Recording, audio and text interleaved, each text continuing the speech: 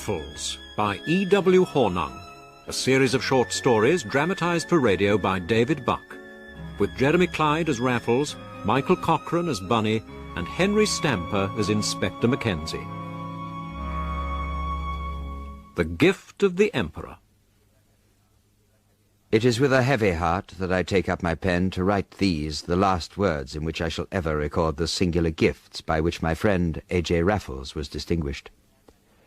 In an entirely inadequate fashion, I have endeavoured to give some account of my adventures in his company, from the chance that first brought us together again on the Ides of March, up to the time of his appropriation of the Maguire boxing trophies. It was my intention to have stopped there, and to have said nothing of that event which has created a void in my life, which the lapse of 2 long years has done little to fill. But my hand has been forced, and I have no choice but to lay the facts before the public, exactly as they occurred.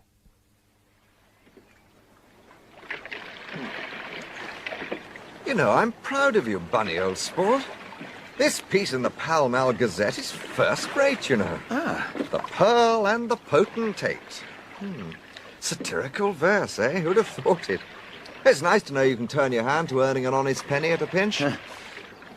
It was an Indian summer that year, and we were taking the delights of the river, Raffles and I, near Thames, Ditton, where I had recently purchased a small property. Is this all true about this pearl? Is it really worth £50,000?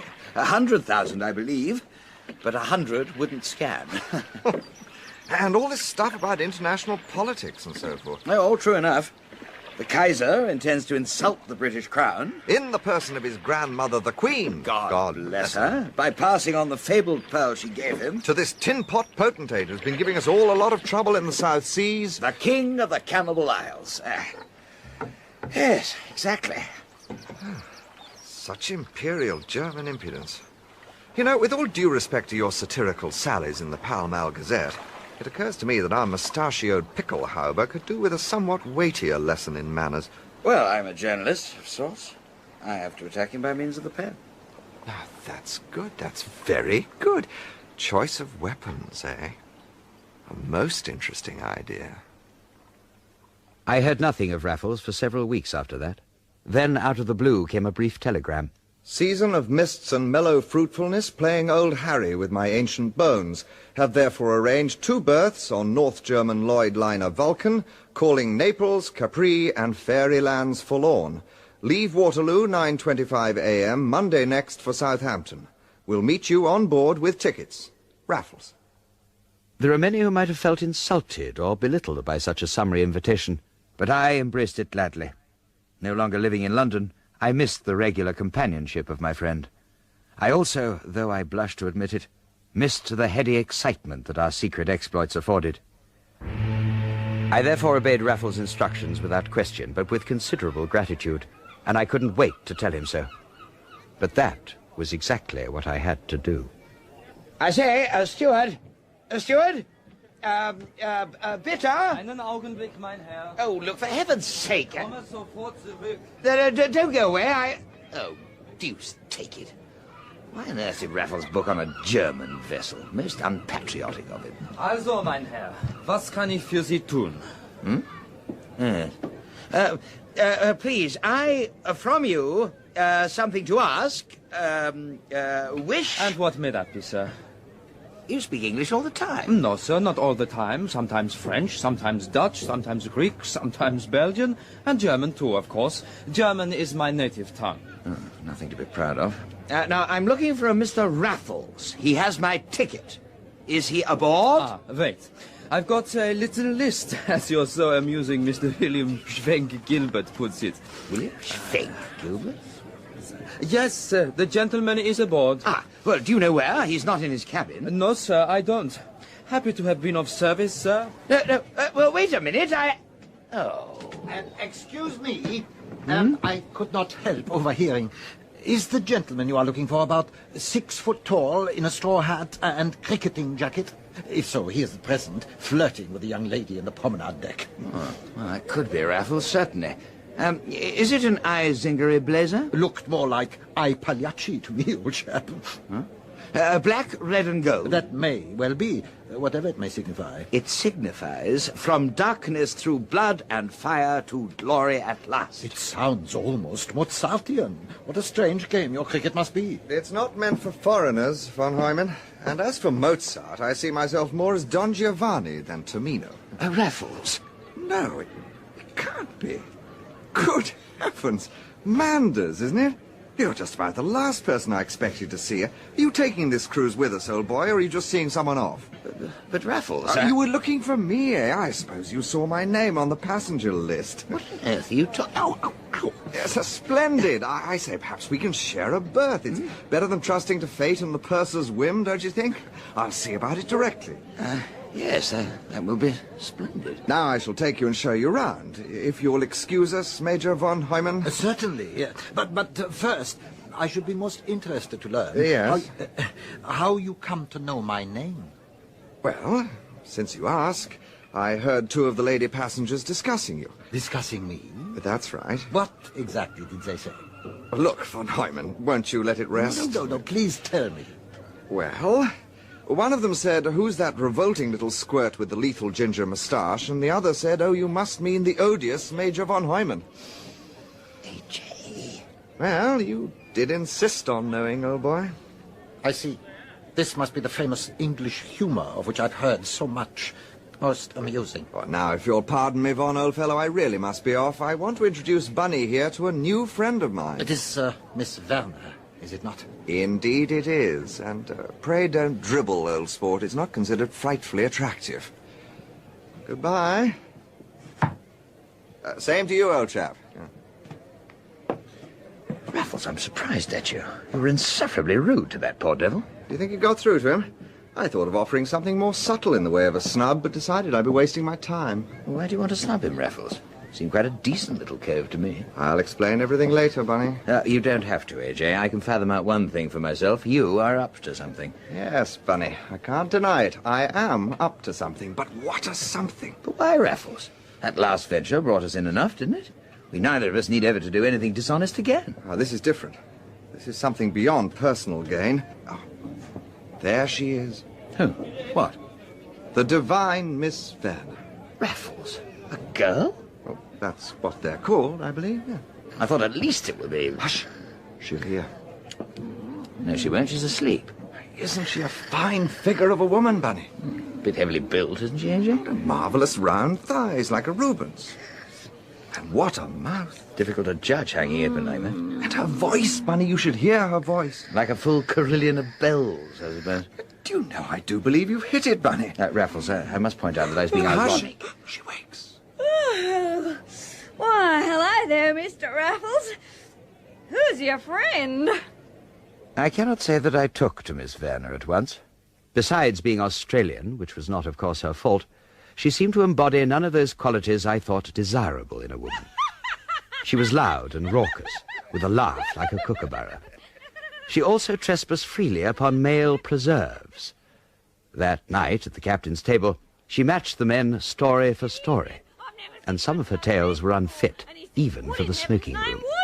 But she said, God's teeth, Reverend, ain't you never seen a kangaroo before? Excellent, excellent. Very funny, Miss Werner. Very funny. Very good. Don't think your friend is amused, are you? Oh, take no notice. Bunny's probably heard it before.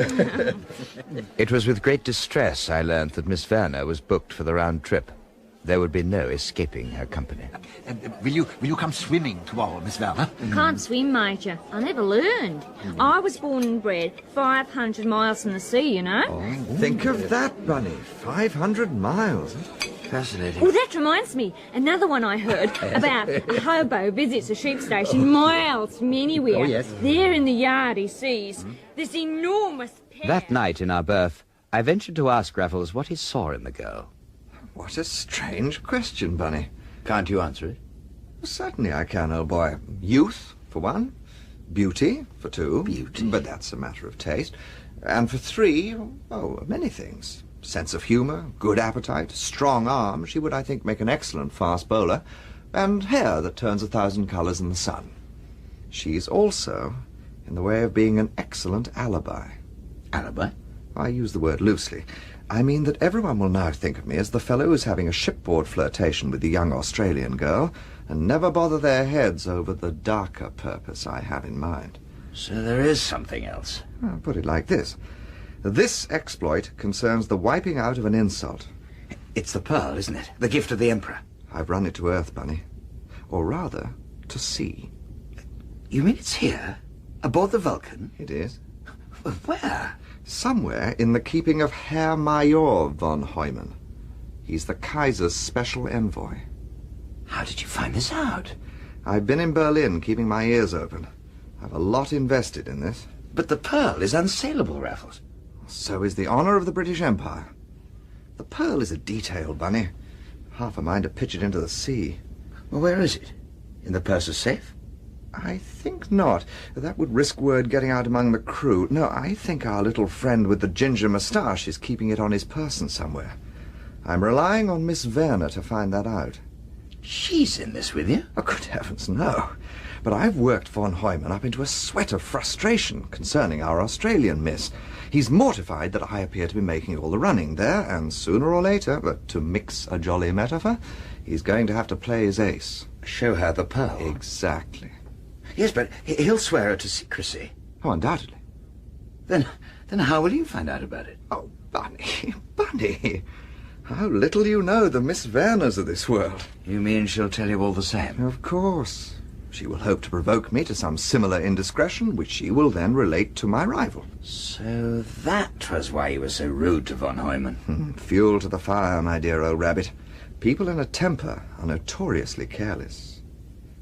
For the next few days I observed Miss Werner pursued by one or other man. Whichever enjoyed the full benefit of her favours went around in her wake, laughing at her jokes, seeking to keep her amused, a fixed smile of triumph, it seemed, permanently glued to his features. At such times the other would withdraw to his cabin, and there remain like Achilles sulking in his tent. And there, on a Sunday afternoon, I found Raffles playing patience. Hello, Bunny, old chap. How wags the world? Oh, very briskly, if it has anything in common with von Heumann. I thought he'd better take her on this afternoon as a sort of reward for being a good fellow. You mean your plan has worked? Our pearl is in a soft leather bag which he keeps on a string about his neck. He showed her the thing last night by candlelight. Very romantic. At least Miss Werner thought so. And now she's waiting for an equivalent gesture from me. And it won't be so long a-coming. We shall be in Genoa by sunset, and that's where the deed must be done. On land? No, on board, tomorrow night. Tonight would do, but tomorrow is better in case of mishap. If we were forced to use violence, we could then get away by the earliest train and nothing be known till the ship was sailing and von Heumann found dead or drugged. Not dead, Raffles. Of course not. Well, then there would be no need to bolt, would there? But I hope to avoid violence. To me, it's a confession of incompetence. No, I shall chloroform our friend as he sleeps, remove the pearl, and replace it with a pebble. I've taken the precaution of bringing a handful with me.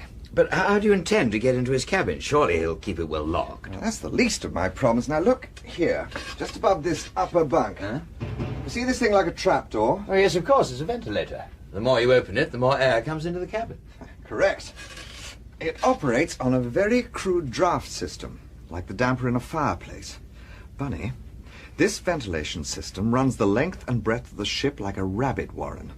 I have merely to make a simple map, loosen this screw and that, and set out through here as soon as the time is ripe. At the other end, I can ease the ventilator open, get my hand through, and undo the thing. If our quarry is asleep, and he'd be well advised to be so, I'll apply the chloroform, take the pearl, and be back up here before you can say Jack Robinson. And once you have the thing, Raffles, what will you do with it? It's of no earthly use to us, and it's far too well known to sell as it is. First things first, Bunny, old sport. A good culinary principle. First catch, then cook. Ah, but you should have seen Miss Werner's eyes when she described it, Bunny. Well, somehow I don't think I shall have the heart to return the thing to the fishes. Under the spell of his enthusiasm, I set my fears aside, as I had done so often in the past. But the tiniest of doubts still nagged at my brain, and my dreams that night were haunted by images of disaster, of discovery and disgrace and death. The next day, however, my spirits were quite recovered, and I played my part in entertaining our quarry and ensuring he would settle in his bunk that night, well stupefied from an excess of champagne. But what are we celebrating, Mr. Manders? Do we need a reason? I don't think reasons are necessary. Do you, Miss Vanna? Not at all, Harry. But if you must have a reason to celebrate our safe arrival in Genoa, eh, Captain? The Norddeutscher Lloyd has very few accidents on its Genoa run, Mr. Raffles. Well, long may it continue, eh? Steward! Yes, sir? More champagne. Major von Heumann's glass is empty. Nobody noticed in that jolly assembly how rarely my own glass was topped up, or that of Raffles. And it was a very sober pair that retired to its cabin in the early hours of the morning to prepare for the business in hand. There, Bunny, our door to success. It's more sensible, really, to wear nothing at all, but one has always to consider a sudden reversal. Now, pass me up my gear.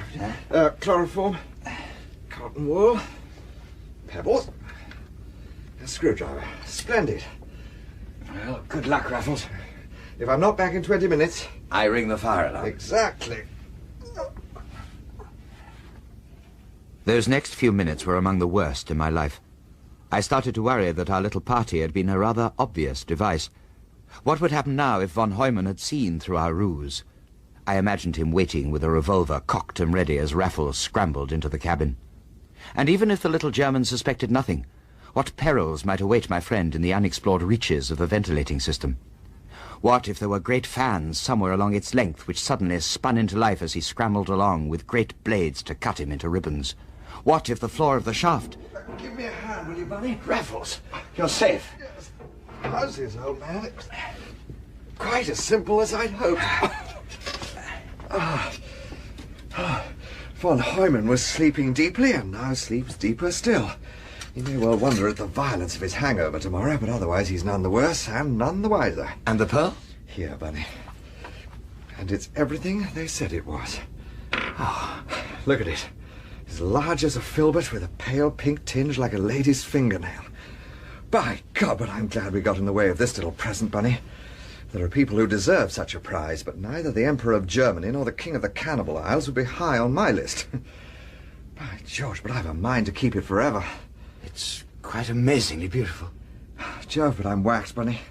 A stiff whiskey and soda to wet the baby's head, so to speak, and I'm for bed. In the morning I'll find some place to hide the thing, and then we'll simply sit back for the rest of the cruise and enjoy the passing show. I dare say there'll be plenty to see once they realize the thing has gone. But, Raffles, aren't we going to get rid of it? Not on your life. Well, now I've seen it, I'm not letting it out of my sight. No, Bunny. And we'll stay aboard at Genoa like respectable folk. No point in drawing attention to ourselves. The next morning we rose early and breakfasted most heartily. Beyond the absence of von Heumann from the board, who had excused himself pleading a headache, everything seemed normal. Later, at noon, we even stood by the rail, like any curious tourists, and watched the new passengers aboard. Part of the fun of a cruise, old man. To see what fate has in store in the way of company. I hope there's someone capable of playing a decent hand of bridge. Do I gather that your interest in Miss Werner has waned a little? Not at all. But I might leave her to von Heumann for a while. I have a feeling he'll need a little consolation. Oh, look. Now, there's a feather looks promising company. Did you ever see a merrier-looking old boy? Where? But there, you see, with the muffler and the long white beard.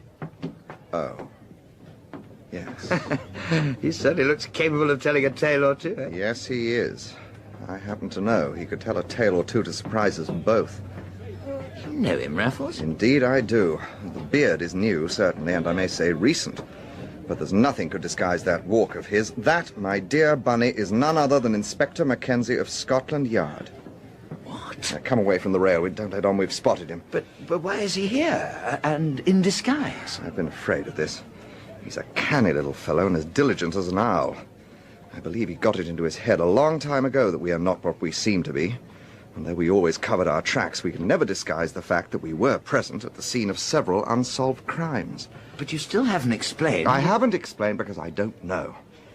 My guess would be that he's been keeping a regular eye on us.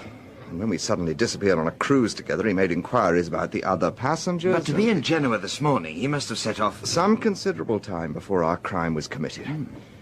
I believe he's counting on anticipating us this time, Bunny. Hence the disguise. But I fear he will warn von Heumann about us, and then the fat will really be in the fire. Ehew. There's nothing for it, my dear Bunny, but to lie low in our cabin and wait for the steward's knock upon the door.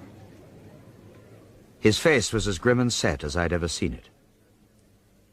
We sat in silence for a couple of hours, smoking, each of us absorbed in his own thoughts, while the great engines of the ship bore us further and further from the safety of the shore. At last, the knock came. Who's that? It's the steward, sir. What do you want? Captain's compliments, sir. And would you two gentlemen kindly join him in his cabin? This is it, Bunny. We shan't be a moment. I was ordered to wait for you, sir. Well, then wait. Nothing for it. We must face it out. No. Raffles, you're not thinking of using that thing? Why not? I've no wish to go to prison, Bunny. Oh, for heaven's sake, Raffles. Arthur, what's happening? The steward won't let me come in. We still have a chance. Just coming. Are you in some sort of trouble? Bunny, when we get to the captain's cabin, leave all the talking to me. Mr. Raffles, Mr. Manders, please come in. Miss Werner is with us. May she come in too? This isn't a social invitation, Mr. Raffles. No? Pity. Ow. Good heavens. It isn't. It can't be. You will have your little joke at my expense, Mr. Raffles, but I have a feeling that the last laugh will be mine on this occasion. Oh, take it and welcome, old fellow. It has been brought to my attention that a most serious theft has been perpetrated aboard this vessel.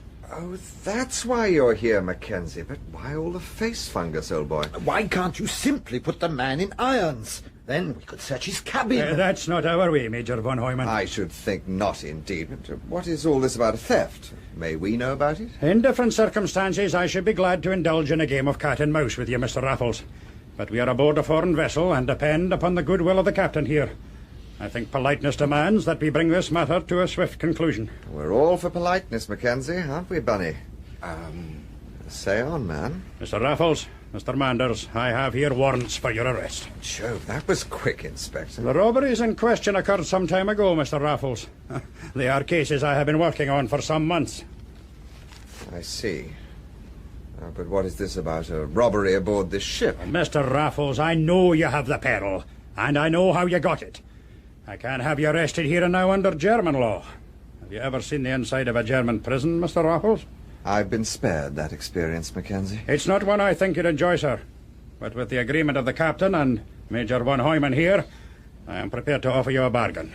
Return the peril here and now, and nothing more will be said.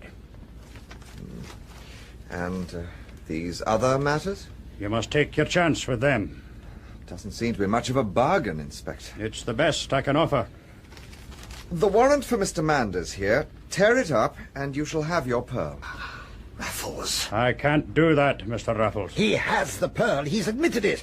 Leave him to me. I'll beat the truth out of him. I'd be glad to oblige you, von Oh, Heumann. yes.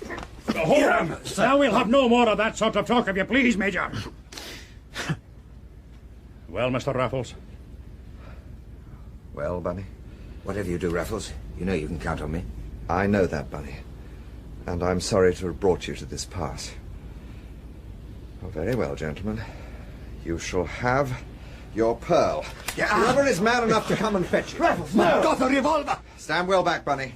This trigger pulls on a hair. Put that thing down, Mr. Raffles. I think not, Mackenzie. I promised you the pearl, did I not? Well, here it is. In the barrel of this revolver. Oh. How's that for a hiding place? I have only to squeeze this trigger, and the gift of the Emperor will be shattered into 1,000 fragments. Besides any other damage the bullet might do. So, who will come and fetch it from me? I shall, Mr. Raffles. Inspector, think of the pearl. You think I'm bluffing, Mackenzie? No, sir, I do not. And that is why I... Thank you, Mr. Raffles. I knew you would never press that trigger. I've studied you for many long months. I know you well by now. I know you are incapable of destroying a thing of beauty. Such as this. Here, take it, Major von Heumann. By God, Mackenzie, if that pearl had not been there... It would have been another story, I know that, sir. Will you have these two escorted to the brig, Captain? Wait. Well, Mr. Raffles? The game is up, I know. I've one small favour left to ask, and then the law shall have its way with me and be damned to you all. What favour, Mr. Raffles? Well, this may come as a surprise to you all, but since I boarded this ship, I've become engaged to be married. Married? Raffles? To Miss Werner? Exactly. But don't worry, Herr Major. It seems you will have her to yourself for the rest of the voyage. I'm sure you'll be able to console her. What is it you want? I'd like to break this to her myself. Better from my lips, don't you know? Steward, send for Miss Werner. Yes, there's no need. She's just outside. Very well. You have 2 minutes. Here, steward. Take this. You keep him covered, but stay out of earshot. Very good, sir. Thank you. You're a good fellow, Mackenzie. I see you are a man of sentiment, Inspector. Aye. I hope I shan't regret it. Look! He has his arm around her. A gentleman does not spy on a man and a woman alone together, von Heumann. He's embracing her. They're kissing. Major von Heumann! My God, he's pushed her overboard. Stop him! To the side. Stop him! Stop him! Beide im Wasser! I hope I shan't regret it, I said! Stop firing like that, you'll hit the girl! Get in after them, somebody. He's dived under! Give me that gun, you idiot! The girl, she can't swim. See the girl, someone! Can you see where he is? He's vanished. If I could just get one clear shot at him! They've got hold of Miss Werner. I think she's all right. Ein Pfeil! Your man has gone, Inspector. One of them, aye. I might have known we'd never get him into a jail. He preferred the gentleman's way out. What do you mean? He can swim? I fear your friend has no hope, young man. We are a dozen miles from land. The currents around here are notorious. Aye, they're muckle dangerous, it said. Come away, Mr. Manders. We've seen the last of A.J. Raffles. They took me and locked me in the brig. A small barred porthole looked out to sea. For many hours I watched, while the ship hove to, and boats were put out to search for my friend.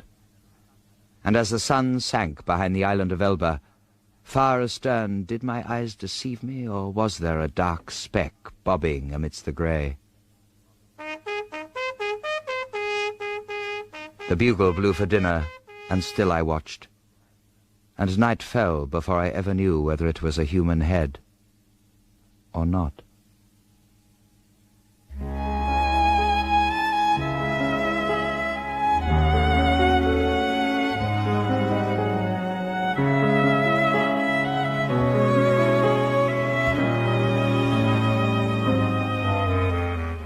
In The Gift of the Emperor by E.W. Hornung, dramatized for radio by David Buck, Jeremy Clyde was A.J. Raffles, and Michael Cochrane, Bunny Manders. Henry Stamper played Inspector Mackenzie, Frederick Jaeger, von Heumann, Zela Clark, Miss Werner, Alan Dudley, the captain, and Stephen Rashbrook, the steward. The Raffles theme music was composed by Jim Parker. Technical presentation was by Keith Perrin, the production assistant was Joe Hill, and the director was Gordon House.